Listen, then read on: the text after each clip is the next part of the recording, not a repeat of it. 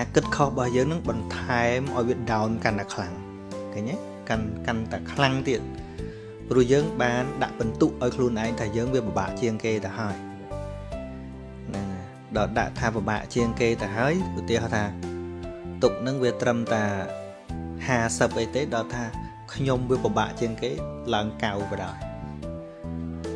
វា weaken ខ្លួនឯងមកធ្វើឲ្យខ្លួនឯងនឹងខ្សោយមែនតើមកហ្នឹងហើយអាត្មាមើលទៅមនុស្សច្រើនណាស់ដែលគាត់មានរបស់ល្មមដែលអាចញ៉ាំងជីវិតហ្នឹងឲ្យប្រព្រឹត្តទៅ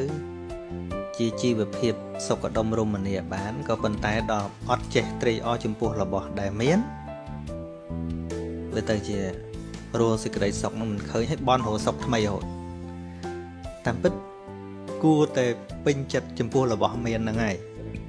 ហ្នឹងហើយប៉ុន្តែជួនកាលរបស់មានហ្នឹងអត់អាចផ្ដល់សុខឲ្យបានដោយសារយើងមើលរំលងវាតែមើលរំលងវាអារបស់មានដែលគួរតែយើងបានសុខហ្នឹងអត់បានទេ